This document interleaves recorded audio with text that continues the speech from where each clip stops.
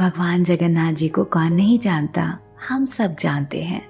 उड़ीसा की पुरी में स्थित भगवान जगन्नाथ जी अपने भक्तों के लिए सर्वथा प्रस्तुत रहते हैं, इसीलिए तो उन्हें भक्त वत्सल भी कहा जाता है।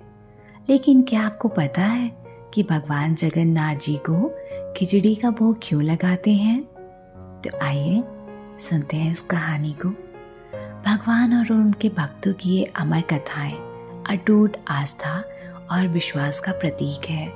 ये कथाएं प्रभु प्रेम के स्नेह को दर्शाने के लिए अस्तित्व में आई हैं कि प्रभु सिर्फ सच्चे और पवित्र भाव के भूखे हैं।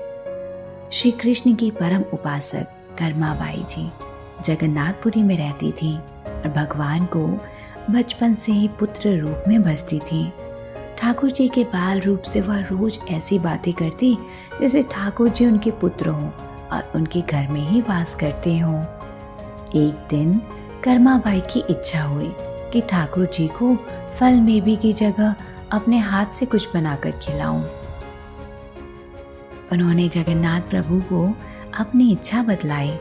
भगवान तो भक्तों के लिए सर्वथा प्रस्तुत है। प्रभु जी बोले, माँ, जो भी बनाया हो वही खिला दो, बहुत भूख लगी है। कर्माबाई ने खिचड़ी बनाई थी। ठाकुर जी को खिचड़ी खाने को दे दी। प्रभु बड़े चाव से खिचड़ी खाने लगे और कर्माबाई ये सोचकर भगवान को पंखा जलने लगी कि कहीं गर्म खिचड़ी से मेरे ठाकुर जी का मुंह न जल जाए। अब संसार को अपने मुख में समाने वाले भगवान को कर्माबाई एक माता की तरह पंखा कर रही हैं और भगवान भक्त की भावना में भाव विभोर हो रहे हैं। भक्त वत्सल भगवान ने कहा, माँ, मुझे तो खिचड़ी बहुत अच्छी लगी। मेरे लिए आप रोज खिचड़ी ही पकाया करें, मैं तो यहीं आकर खाऊंगा। अब तो कर्माबाई जी रोज सुबह उठती और सबसे पहले खिचड़ी बनाती, बाकी सब कुछ काम बाद में करती थी। भगवान भी सुबह सवेरे दौड़े आते ही कहते, माँ, जल्दी से मेरी प्रिय खिचड़ी लाओ। प्रतिदिन का यही क्रम बन गया। भगवान सुबह सुबह आते, भोग लगाते और फिर चले जाते। एक बार एक महात्मा कर्माबाई के पास आया।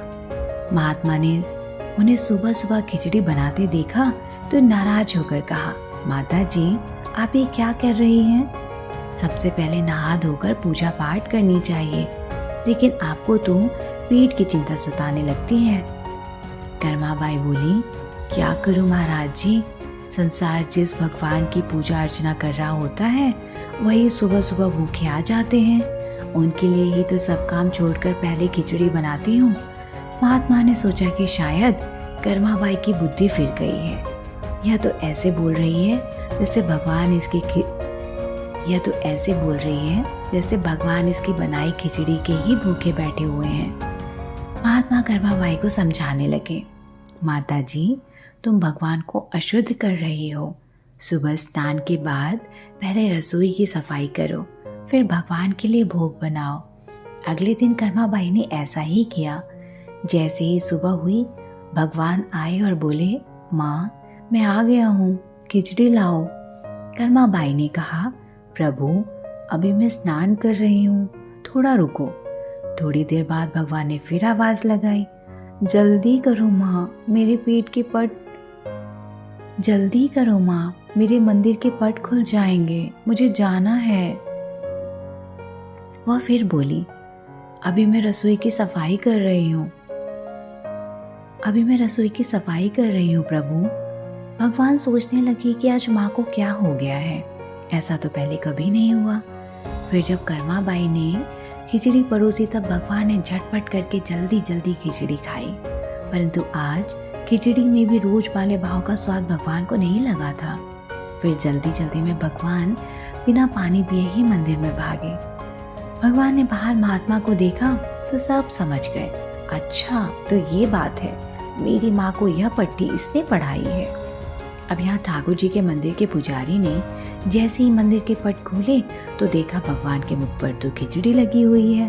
पुजारी बोले, प्रभु जी, ये खिचड़ी आपके मुख पर कैसे लग गई है? भगवान ने कहा, पुजारी जी, मैं रोज मेरी कर्मा बाई के घर पर खिचड़ी खाकर आता हूँ। आप माँ कर्मा बाई जी के घर जाओ और जो महात्मा उनके यहाँ ठहरे हुए हैं उनको समझाओ। उसने मेरी माँ को गलत कैसी पट्टी पढ़ाई है। पुजारी ने महात्मा जी से जाकर सारी बात कही कि भगवान भाव के भूखे हैं। यह सुनकर महात्मा जी घबराए और तुरंत कर्मा बाई के पास जाकर कहा, माता जी माफ करो, ये नियम धर्म तो हम संतों के लिए है।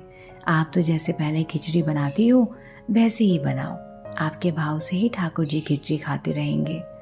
फिर एक दिन आया जब कर्मा बाई के प्राण छूट गए। उस दिन पुजारी ने मंदिर के पट खोले तो देखा भगवान की आंखों में आंसू है और प्रभु रो रहे हैं। पुजारी ने रोने का कारण पूछा तो भगवान बोले, पुजारी जी आज मेरी माँ कर्मा बाई इस लोक को छोड़कर मेरे निज लोक को विदा हो गए हैं। अब मुझे कौन खिचड़ी बनाकर खिलाएगा। पुजारी ने कहा, प्रभु जी आपको माँ की कमी महसूस नहीं होने देंगे। आज के बाद आपको सबसे पहले खिचड़ी का भोग ही लगेगा। इस तरह आज भी जगन्नाथ भगवान को खिचड़ी का भोग लगाया जाता है। भगवान और उनके भक्तों की अमर कथाएं अटूट आस्था और विश्वास का प्रतीक है। ये कथाएं प्रभु प्रेम के स्नेह को दर्शाने के लिए अस्तित्व में आई हैं कि प्रभु सिर्फ सच्चे और पवित्र भाव के भूखे हैं। आप